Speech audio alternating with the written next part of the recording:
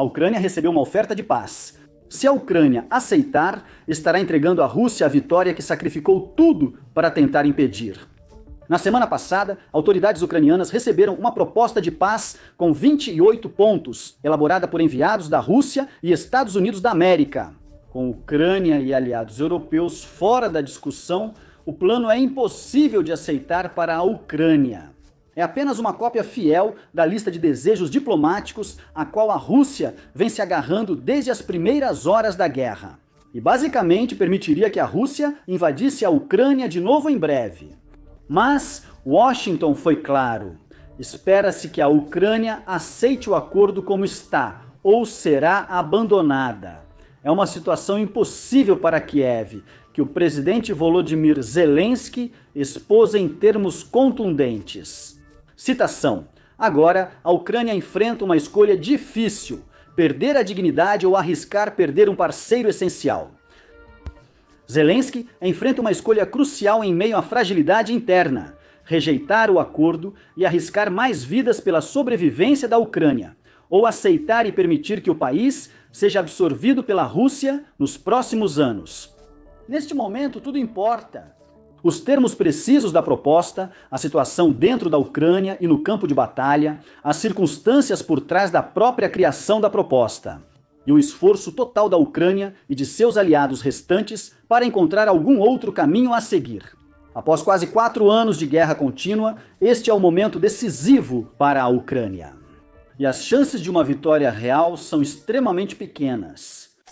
E agora, voltando ao vídeo de hoje, o plano de paz.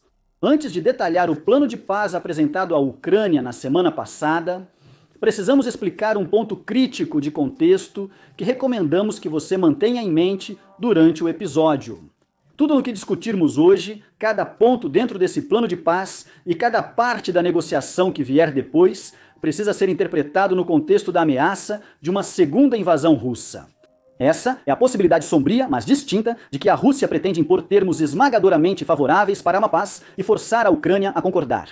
Quando a Ucrânia reduzir seu exército, neutralizar defesas e renunciar à proteção dos Estados Unidos da América ou Europa, a Rússia reinvade e toma o país de vez. Líderes ucranianos, europeus e muitos especialistas em conflitos internacionais alertam sobre essa possibilidade há anos. E não queremos dar um spoiler muito grande, mas basta dizer que essa proposta mais recente validou esses medos em vez de acalmá-los. Lembre-se, a Rússia foi clara desde o início do conflito. Ela quer destruir o governo soberano da Ucrânia, destruir a própria ideia de Ucrânia e ou anexá-la completamente, ou criar um Estado fantoche apoiado pela Rússia em seu lugar. A Rússia tem as capacidades. Nos primeiros dias da invasão da Ucrânia, a Rússia foi impedida por falhas logísticas evitáveis e tolas, não por falta de força para conquistar o país com mais competência. Ao estabelecer uma paz favorável, ainda assim, impondo uma série de limitações abrangentes à capacidade da Ucrânia de se armar ou se defender no futuro, observadores do conflito temem que a Rússia possa passar alguns anos tranquilos, descansando e treinando seus soldados, reconstruindo suas colunas de tropas e estabelecendo um plano de invasão melhor antes de avançar sobre Kiev, como havia planejado fazer em 2022. Com tudo o que vamos discutir hoje, tenha em mente que esse é o pior cenário possível, e é justamente o que a Ucrânia precisa desesperadamente evitar. Agora, a proposta preliminar de paz que os Estados Unidos apresentaram à Ucrânia na semana passada foi fruto de uma série de reuniões secretas e a portas fechadas entre o enviado presidencial americano Steve Witkoff e seu homólogo do Kremlin russo. A Ucrânia e seus aliados europeus foram excluídos da elaboração e, publicamente, nem sequer avisados de que isso ocorria. A proposta de paz consiste em um total de 28 pontos individuais. E embora a proposta ainda não tenha sido publicada formalmente até o momento desta gravação, o plano foi distribuído à imprensa mundial, permitindo que relatássemos seu conteúdo. E se você quiser ter mais algo em mente enquanto discutimos o plano, também seria uma falha nossa não mencionar que, pelo menos inicialmente, essa proposta não foi apresentada à Ucrânia ou ao público como algo aberto a novas negociações. Citando Donald Trump na última sexta-feira, ele vai ter que aprovar isso. Ele, ou seja, Zelensky. Agora, vamos analisar os 28 pontos e ver o quanto esse plano preocupa a Ucrânia. Só uma observação.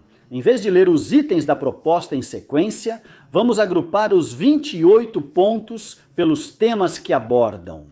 Assim, podemos preencher as lacunas e fornecer contexto importante de forma mais simples. Vamos começar pelo básico, os pontos que indicam que este é um plano de paz e que quem o assina concorda com a paz. De acordo com os termos da proposta, uma vez que suas condições sejam aceitas, Rússia e Ucrânia concordam com a implementação de um cessar-fogo imediato, com ambos os lados recuando para posições predeterminadas, que vamos discutir em instantes. Esse acordo será juridicamente vinculativo, presumivelmente sob os termos do direito internacional, e a implementação do acordo será supervisionada por um chamado Conselho da Paz. De forma semelhante à estrutura que os Estados Unidos da América aplicaram à guerra em Gaza, o presidente dos Estados Unidos, Donald Trump, atuará como chefe desse Conselho da Paz. Após o acordo ser assinado, os Estados Unidos irão moderar um diálogo entre a Rússia e a OTAN. Curioso, já que os Estados Unidos da América são parte da aliança, não um árbitro independente. Nesse diálogo, todos buscarão a desescalada e tratar preocupações de segurança. O acordo será formalizado como um acordo de não agressão total entre Rússia, Ucrânia e Europa. O acordo também traz uma estipulação sobre esse ponto, com implicações que poderiam preencher um episódio à parte. Todas as ambiguidades dos últimos 30 anos serão consideradas resolvidas. A proposta, na verdade, não especifica quais são essas ambiguidades. Depois, há estipulações sobre o futuro da região, especialmente sobre a divisão do território ucraniano. Donbás, Donetsk e Lugansk, incluindo áreas ainda não conquistadas pela Rússia, devem ser reconhecidas como território russo, assim como o Istmo da Crimeia, anexado em 2014. A Ucrânia cederia pontos defensivos importantes, como onde ficava Pokrovsk e as cidades de Sloviansk e Kramatorsk, sem resistência. Os Estados Unidos da América reconheceriam as reivindicações russas sobre a área, que seria zona neutra desmilitarizada, sem entrada de forças russas. Nas regiões de Kherson e Zaporizhia, o controle ficará congelado na linha de conflito, dando à Rússia reconhecimento e controle sobre as áreas que já domina. Além dos 4 oblastes orientais e da Crimeia, a Rússia cederia os pequenos territórios que ocupa, principalmente em áreas dispersas na fronteira ucraniana. O acordo prevê, abre aspas, que a Rússia não invadirá seus vizinhos. Embora, por razões que vamos abordar nos próximos pontos do acordo, essa expectativa não tenha realmente força. Podemos então debater as restrições da proposta inicial para a Ucrânia, como a perda de cerca de 1/5 do território, incluindo áreas nunca conquistadas pela Rússia. Segundo a proposta, a Ucrânia deveria limitar suas forças armadas a 600 mil soldados, uma grande redução em relação aos 900 mil militares ativos, 1,2 milhão de reservistas e 100 mil paramilitares, dos quais depende atualmente.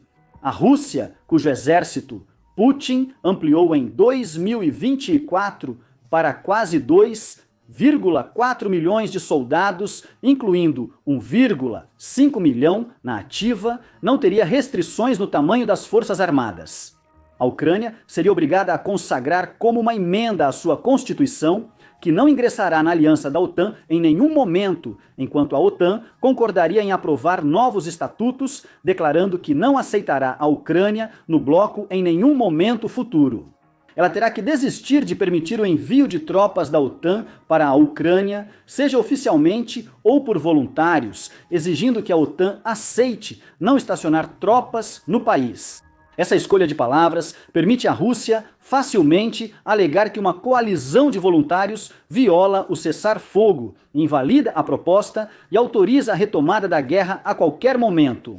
A Ucrânia teria que realizar eleições nacionais em até 100 dias após assinar o acordo, garantindo que o mandato de Vladimir Zelensky terminaria e que uma votação ocorreria rapidamente durante o caos de um cessar-fogo imediato.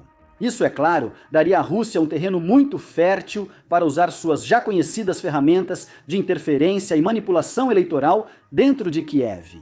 Por fim, a Ucrânia aceita ser um Estado não nuclear pelo Tratado de Não Proliferação de Armas Nucleares, embora já faça parte do Tratado de Não Proliferação de Armas Nucleares. E apesar de análises, isso seria mais fanfic geopolítica. É muito improvável que a Ucrânia tente desenvolver armas nucleares enquanto Vladimir Putin e seu regime estiverem no poder. Pela proposta, espera-se que a Rússia aceite algumas restrições próprias, embora estejam longe do tipo de coisa que a Ucrânia teria que cumprir. A Rússia voltaria a se engajar com os Estados Unidos da América na não proliferação nuclear, continuando os esforços que já estão em andamento para manter a proliferação nuclear sob controle após a suspensão do novo Tratado de Redução de Armas Estratégicas em 2023. A Rússia também teria que aprovar leis que, abre aspas, consagrariam legislativamente uma política de não agressão em relação à Europa e à Ucrânia. Ao contrário da Ucrânia, isso não precisaria ser uma emenda constitucional, pois, francamente, pedir um novo compromisso por meio da aprovação de uma nova lei ou demonstra um desconhecimento prático de como a Rússia funciona, ou tem a intenção de conceder a Moscou basicamente uma liberdade infinita.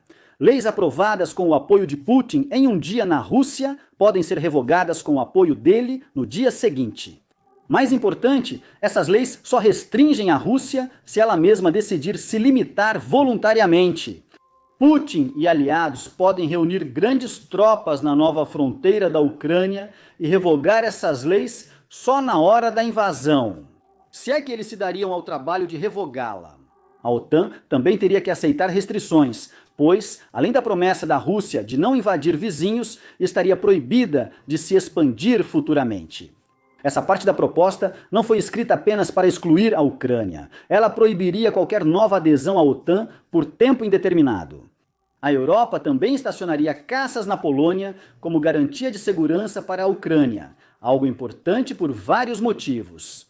Isso limita ainda mais a capacidade da Europa de criar uma coalizão para defender a Ucrânia de futuros ataques. Isso posiciona poder aéreo avançado na extremidade da Ucrânia, tornando as áreas que seriam linha de frente em uma reinvasão russa fora do alcance desses caças sem reabastecimento e alvos no interior da Rússia inacessíveis.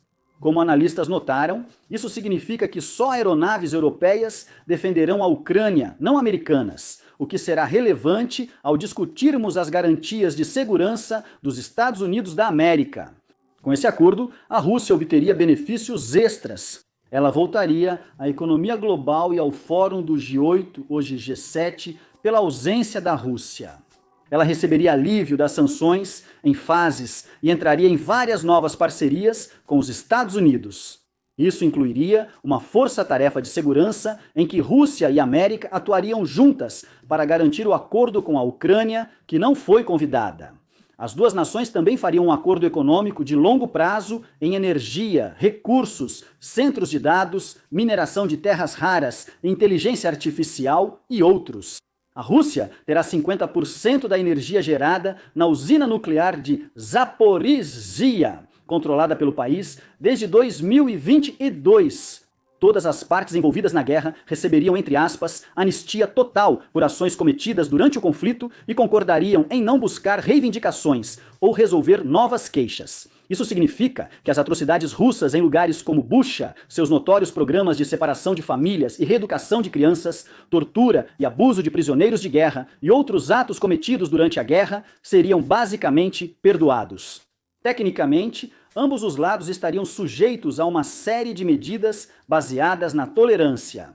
Promover o entendimento mútuo e eliminar o racismo e o preconceito, garantir os direitos dos ucranianos e da mídia e educação russas, renunciar e proibir a ideologia nazista, entre outros pontos. Na prática, são apenas desdobramentos das alegações infundadas da Rússia sobre desnazificação, genocídio de russófonos e outros pontos usados para justificar a invasão de Moscou.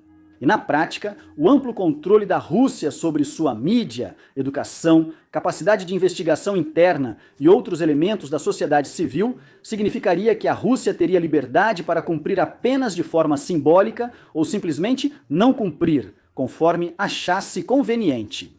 A Ucrânia seria mais fiscalizada e teria que seguir as regras da União Europeia sobre tolerância religiosa e proteção de minorias linguísticas, o que a Rússia vê como legitimar suas alegações de discriminação ucraniana.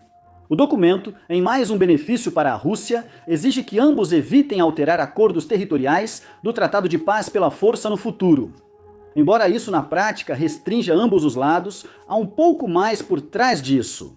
Isso não só proibiria a Ucrânia de tentar recuperar territórios que a Rússia tomou à força, mas a penalidade por tentar retomar esses territórios seria a anulação das garantias de segurança externas. É a Ucrânia que precisa dessas garantias de segurança, não a Rússia, o que significa que o acordo não tem força para impedir que a Rússia inicie uma nova invasão, se assim desejar.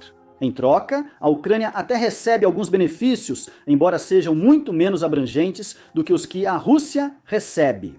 O primeiro ponto do acordo é que, abre aspas, a soberania da Ucrânia deve ser reconfirmada, mas, naturalmente, não está claro quem deveria fazer essa reconfirmação. Ou que a Rússia teria que reconhecer essa ideia, mesmo que fosse apenas em sua retórica. A Ucrânia obteve garantias de segurança dos Estados Unidos da América, reforçando, essas garantias servirão para pressionar e evitar que a Ucrânia recupere seu antigo território.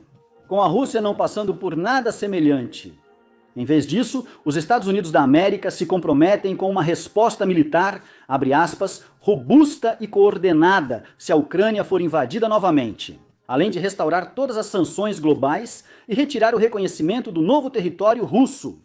Tudo isso parece muito bom, é claro, até lembrarmos que existem inúmeras condições sob as quais essas garantias podem ser anuladas. Ou seja, existem várias maneiras pelas quais os Estados Unidos poderiam justificar não cumprir essas garantias quando chegar o momento. Além disso, a Ucrânia não pode invadir a Rússia ou atacar Moscou e São Petersburgo. Isso parece justo.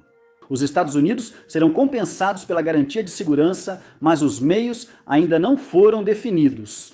Para ser justo, os acordos trazem pequenas vitórias para a Ucrânia, mas são menores e não exigem compromisso real da Rússia. A Rússia também promete não impedir o uso do rio Dnupa pela Ucrânia e propõe acordos para garantir o livre trânsito de embarques de grãos no Mar Negro. Pelo acordo, a Ucrânia não entra na OTAN, mas segue elegível à União Europeia e terá acesso preferencial temporário ao mercado europeu. Isso ocorrerá enquanto os detalhes são definidos. A Ucrânia também será beneficiária de um, entre aspas, robusto pacote global de reconstrução, incluindo investimentos em setores de alto crescimento, como inteligência artificial e centros de dados. Parceria com os Estados Unidos da América para reestruturar e modernizar a infraestrutura de gás da Ucrânia em cidades devastadas pela guerra, além de desenvolver infraestrutura, mineração e extração de recursos naturais. O acordo destina 100 bilhões de dólares dos fundos russos congelados para uma reconstrução da Ucrânia. Os Estados Unidos da América ficam com 50% de todos os lucros. A Europa deve igualar a contribuição, e os fundos russos serão destinados a iniciativas conjuntas entre Estados Unidos da América e Rússia, citar como forma de criar forte motivação para evitar novos conflitos. Por fim, o acordo define amplas medidas de reconciliação. Todos os prisioneiros, corpos, civis e reféns de ambos os lados, inclusive crianças, serão trocados e devolvidos. A proposta prevê um programa de reunificação familiar e medidas para aliviar o sofrimento das vítimas do conflito. No geral, porém, queremos enfatizar isso. Alguns pontos do acordo de paz tratam de preocupações dos ucranianos, como a devolução de prisioneiros de guerra e crianças sequestradas. O equilíbrio da proposta, como está, favorece os interesses russos.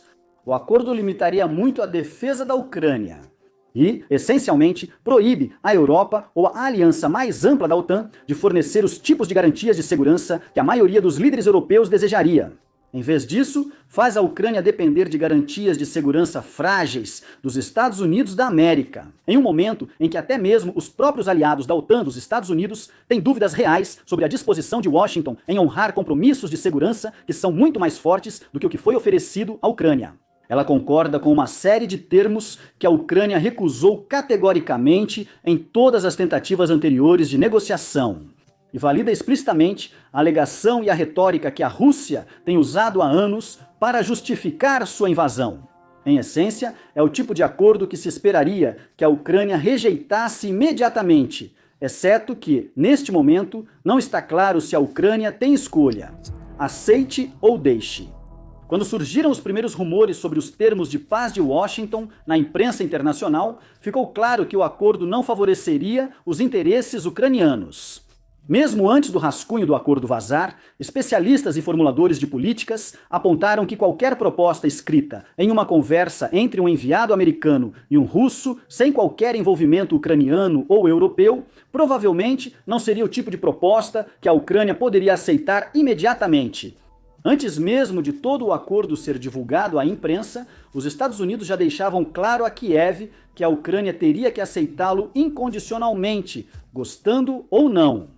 De acordo com fontes que falaram a Reuters, os Estados Unidos ameaçaram cortar completamente o envio de armas e o compartilhamento de informações de inteligência, a menos que a Ucrânia assinasse o acordo dentro de uma semana. Segundo as mesmas fontes, citando a Reuters, Kiev enfrentava mais pressão de Washington do que em negociações de paz anteriores.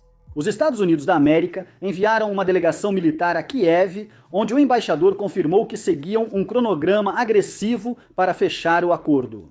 Fontes dos Estados Unidos da América dizem que a Ucrânia tentou usar o acordo nessas reuniões como base para negociações futuras, mas não está claro se os esforços deles tiveram muito impacto. Já compartilhamos essa citação específica de Trump, mas vale a pena repetir, ele vai ter que aprovar isso. Na sexta-feira, Trump declarou à Fox News: eles vão perder em pouco tempo, sabe? Então eles estão perdendo território, Em um momento no sábado, Trump foi questionado sobre o que aconteceria se a Ucrânia e Zelensky rejeitassem a proposta, citando-os novamente. Assim, ele pode seguir lutando com todo o coração. Mas a força inicial de Trump e sua administração em pressionar pelo acordo vacilou sob forte pressão interna e externa.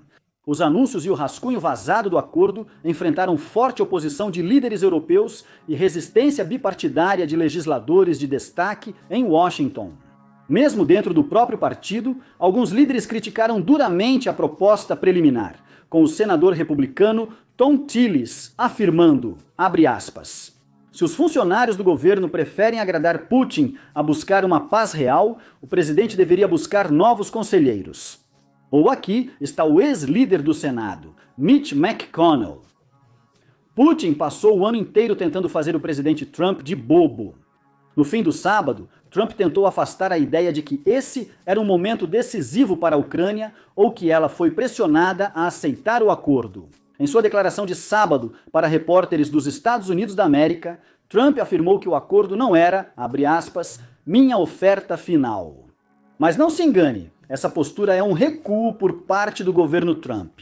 A Casa Branca apresentou o acordo e deu à Ucrânia prazo até a próxima quinta-feira, dia de ação de graças nos Estados Unidos da América. É um prazo útil para Trump mostrar vitória retórica aos apoiadores.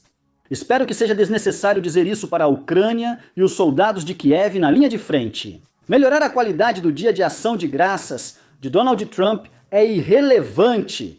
Apesar de ter mudado seu discurso sobre o prazo do Dia de Ação de Graças, Trump reforçou a justificativa dos Estados Unidos para pressionar pelo fim da guerra o mais rápido possível. Não só por questões geopolíticas, mas também pessoais. Escrevendo em sua rede social no domingo, naquele típico estilo em maiúsculas, a liderança da Ucrânia mostrou zero gratidão pelos nossos esforços. Fim de citação.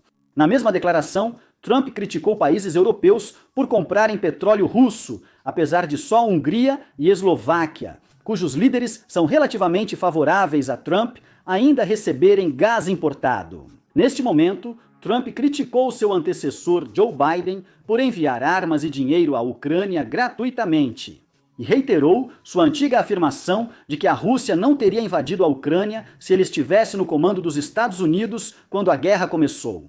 Foi basicamente um retorno às posições que Trump sempre defendeu na campanha e revisita, especialmente quando o conflito na Ucrânia se mostra difícil, segundo líderes ucranianos. Talvez o plano de Trump tenha margem de manobra e sua postura inicial rígida seja só uma estratégia de negociação, não uma posição inviável sobre o acordo. O parlamentar ucraniano de alto escalão Alexandr Mezhikul descreveu a proposta como, abre aspas, definitivamente é algo inaceitável, mas não descarto que possa fazer parte do jogo de Trump. Ele inicia com algo totalmente absurdo e chocante, mas depois se torna mais razoável. Fecha aspas. Trump é conhecido internacionalmente por adotar posições iniciais fortes, que depois podem ser negociadas. É cedo demais para a Ucrânia ter confiança de que é isso que está acontecendo aqui. Segundo especialistas, especialmente conhecedores do russo, não está claro se os Estados Unidos corredigiram o acordo. Algumas frases do acordo são russismos, ou seja, expressões incomuns na diplomacia em inglês, mas comuns em russo, ou palavras e expressões que os Estados Unidos não têm usado para se referir às questões por trás da guerra na Ucrânia, mas que a Rússia tem usado consistentemente.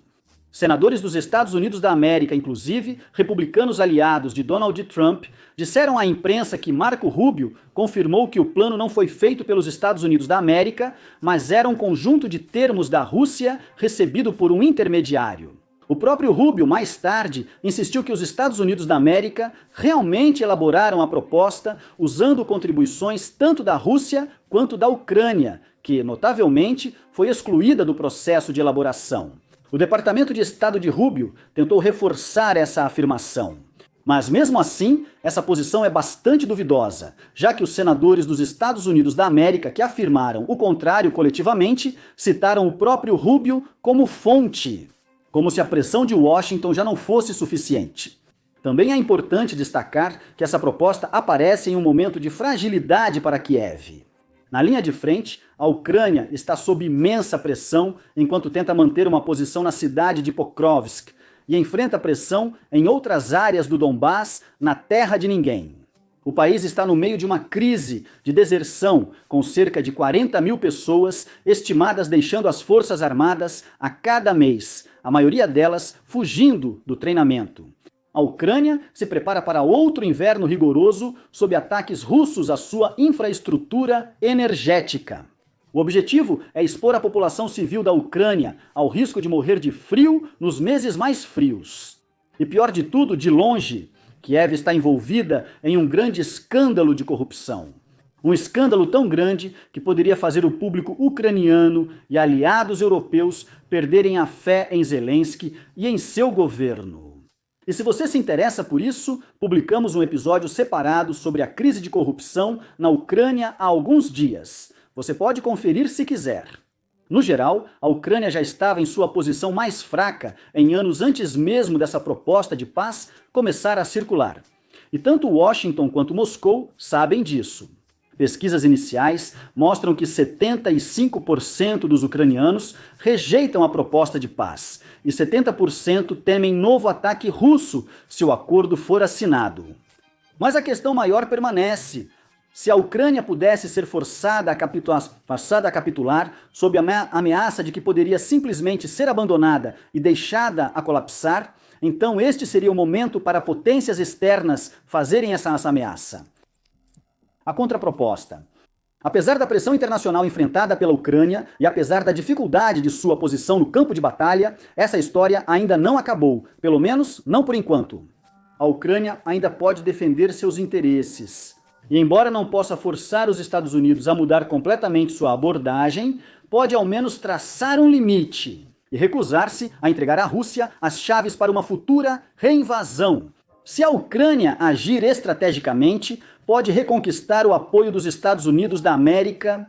Washington volta a se exasperar com Moscou, como Trump demonstrou há pouco mais de um mês. Se a Ucrânia quiser ter sucesso nesse esforço, vai precisar de ajuda da União Europeia.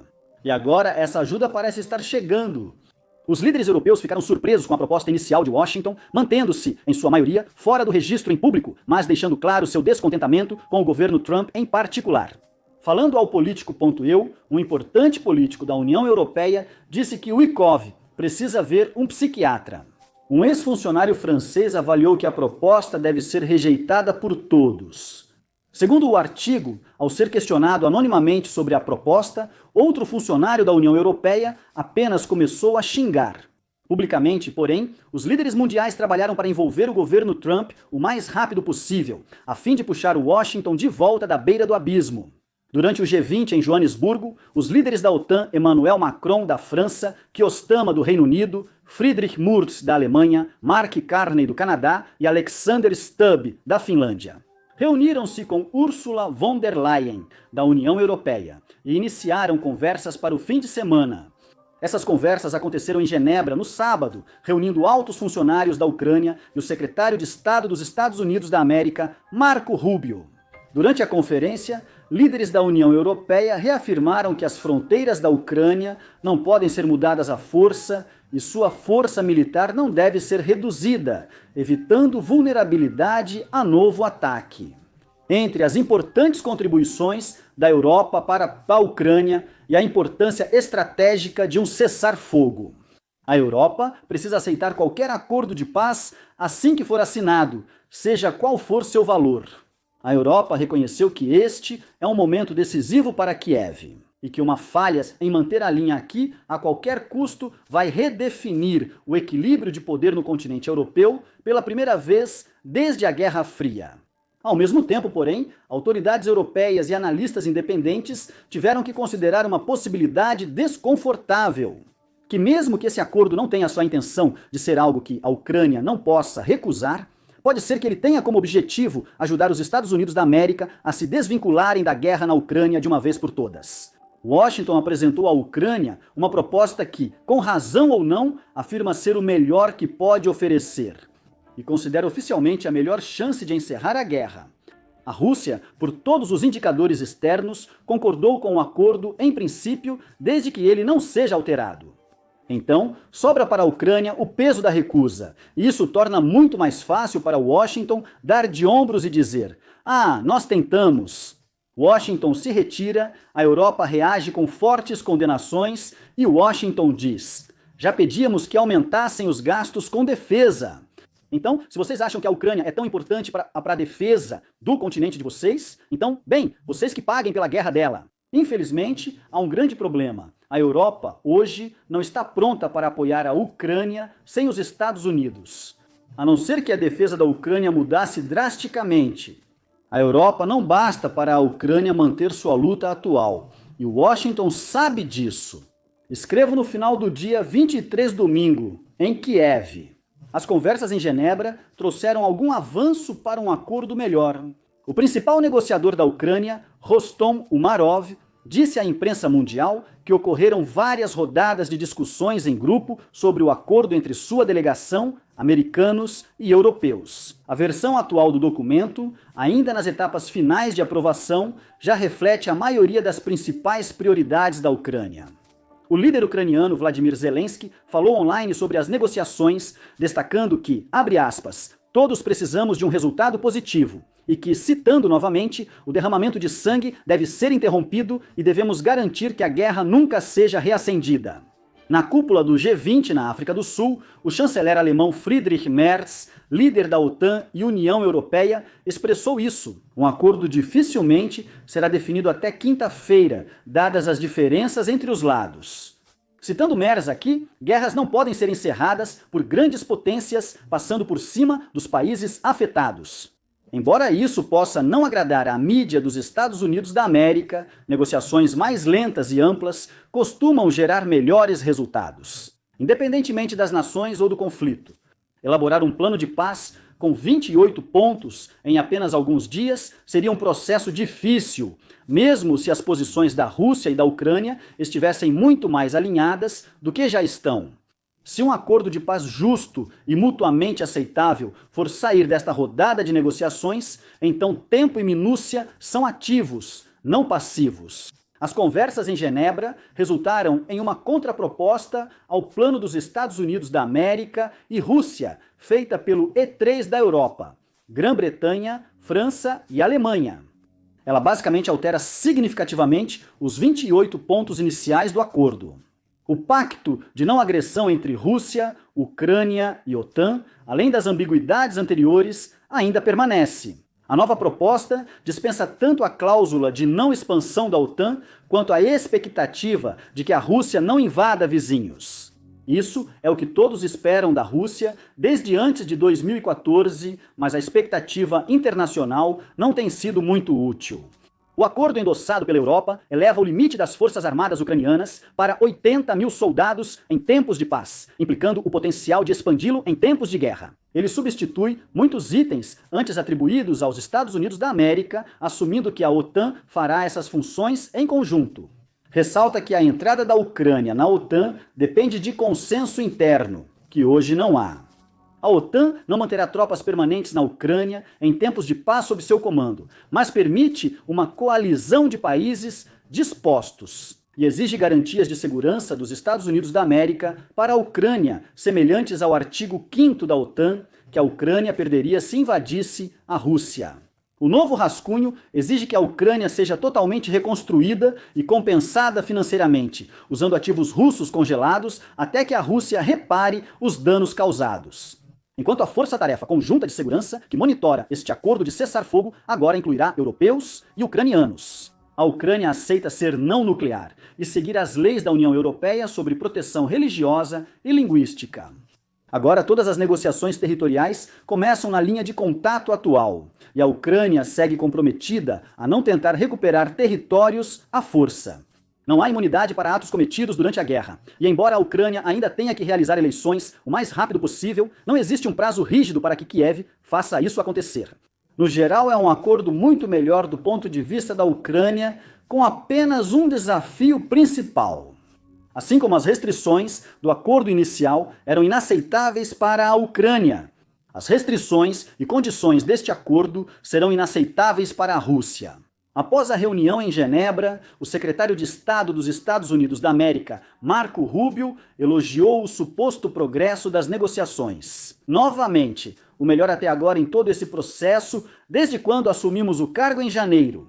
Esses sentimentos foram ecoados pelo principal negociador ucraniano, Andriy Yermak, que saudou o suposto progresso muito bom no avanço para a paz justa e duradoura que o povo ucraniano merece. Ainda são declarações dos negociadores responsáveis por elaborar uma proposta para apresentar a Washington e Moscou. Todo esse progresso e todo esse otimismo podem desaparecer se Trump, Putin ou ambos decidirem simplesmente rejeitar essa nova proposta de imediato. Lembre-se, esta está longe de ser a primeira tentativa de alcançar um acordo diplomático na Ucrânia.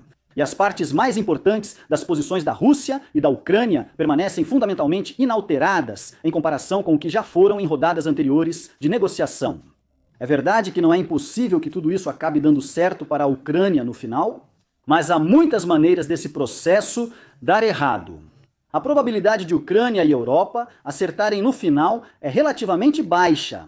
Quanto ao que pode dar errado, infelizmente, a lista é bem longa. A Ucrânia, os Estados Unidos da América e a Europa podem simplesmente não chegar a um acordo sobre o atual tratado, com os Estados Unidos da América aproveitando a oportunidade para se desvincular completamente da Ucrânia ou reduzir drasticamente seu envolvimento no conflito. Os Estados Unidos da América poderiam ser convencidos a levar os termos de paz modificados da Ucrânia para a Rússia, apenas para a Rússia reagir com fúria, e usar a recusa do acordo deles para justificar mais ataques à infraestrutura energética e aumentar o esforço de guerra. Ou tentando fazer com que os Estados Unidos da América levem uma proposta melhor para a Rússia. Moscou poderia ganhar uma chance de manipular a situação. E o carinho duradouro de Trump por Vladimir Putin para fazer com que os Estados Unidos da América se afastem da Ucrânia de forma ainda mais contundente do que fariam normalmente. Depois dessas conversas, Ucrânia, Europa e a delegação de Rubio criaram uma proposta muito melhor. Mas isso não significa que Trump ou Putin necessariamente ficarão gratos. Esta é uma oportunidade para eles levantarem as mãos e declararem que a paz é impossível, tanto quanto é uma chance para eles avançarem em direção ao fim deste conflito. Vale ressaltar que toda essa proposta de rascunho foi ideia da Rússia. O acordo inicial basicamente consistia nos termos da Rússia. Era imensamente favorável aos interesses russos. Se confiarmos nas análises externas, trechos foram adotados literalmente do original russo. Vladimir Putin e seu círculo íntimo podem ser extremamente corruptos, autoritários e responsáveis por uma guerra de expansão injustificável. Eles não são ingênuos, a Rússia manteve-se totalmente inflexível sobre seus termos para acabar com a guerra. Não se engane achando que, após quase 4 anos de guerra, a Ucrânia aceitará de repente a visão da Rússia. Se Washington pressionasse a Ucrânia a aceitar a proposta original de paz, Putin certamente ficaria muito satisfeito. Mas provavelmente esse não é o plano de Moscou. A Rússia provavelmente antecipou que Ucrânia e Europa reagiriam mal e que havia a chance de Washington aceitar revisar o acordo em futuras negociações. Isso não é surpresa. Então, a verdadeira questão é: o que o Kremlin esperava alcançar depois que essas conversas começaram? Obviamente, não podemos saber com certeza, mas, assim como a Europa e a comunidade internacional de observadores, suspeitamos que o verdadeiro objetivo pode ser romper de vez a ligação entre os Estados Unidos da América e a Ucrânia. Relatos já circulam sobre os possíveis objetivos reais da Rússia. Segundo a análise do Instituto para o Estudo da Guerra de 21 de novembro, fontes russas indicaram a fontes globais que o Kremlin não apoia nem sua própria proposta de paz. Até esse rascunho era brando com a Ucrânia. Segundo o Institute for the Study of War, uma fonte russa disse que o Kremlin achava essa proposta inicial generosa demais nas garantias de segurança e no limite de pessoal imposto ao exército ucraniano. E não deveria ter incluído a possibilidade de que os ativos russos congelados pudessem ser usados para qualquer coisa, exceto, bem, devolvê-los à Rússia. Segundo outra fonte, Putin não tem pressa para um acordo de paz com a Ucrânia, enquanto Trump tenta acelerar o processo. Putin afirma publicamente que a Rússia alcançará seus objetivos de guerra militarmente, e o Kremlin insiste que a vitória na Ucrânia é inevitável.